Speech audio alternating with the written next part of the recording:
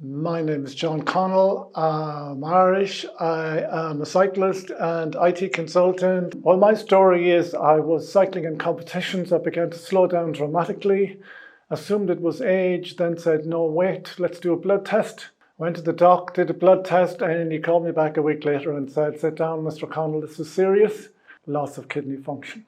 So obviously, next step was telling the family. I was in Cape Town, thousands of miles from my family in Ireland. So I sent this famous email home saying I need a kidney.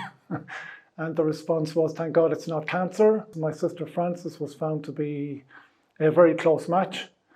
And she came to Cape Town, where I had a transplant in 2011. Once you're diagnosed, the question then immediately is, do you have a donor lined up, or can you get a donor, or do you go on to dialysis?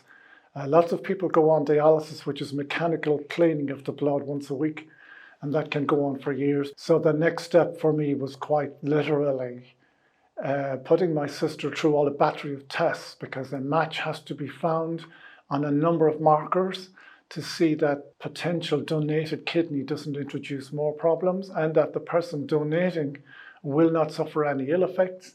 You're not alone doing this. You have teams of medical experts all around supporting you when you go through this.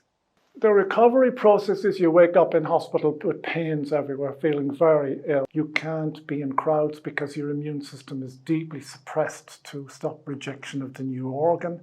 I also was very much aware that my sister had made a huge sacrifice. I mean, traveling to Africa to have yourself cut open to give your brother a kidney.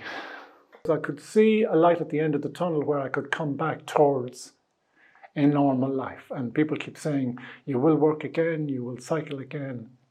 And that's exactly what happened. I'm in an Irish Transplant Team. We travel the world. I'm a cyclist. I'm racing in the UK Championships in several weeks' time. I think that for guys, for a start, they get their car serviced far more often than their own body. And I was one of those people. Your kidney has no way of warning you. It has no nerve centers to the brain like a tooth telling you, I'm in trouble, help me. So we need to do more servicing. Guys need to be more health aware and do more health checks.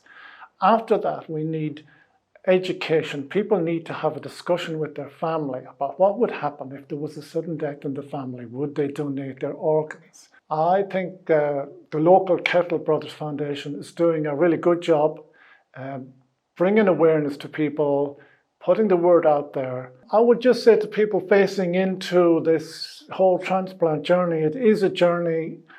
It's a frightening one at times, but there are teams of people to help, and there are lots of people like me out there. I suggest that people contact their local transplant community.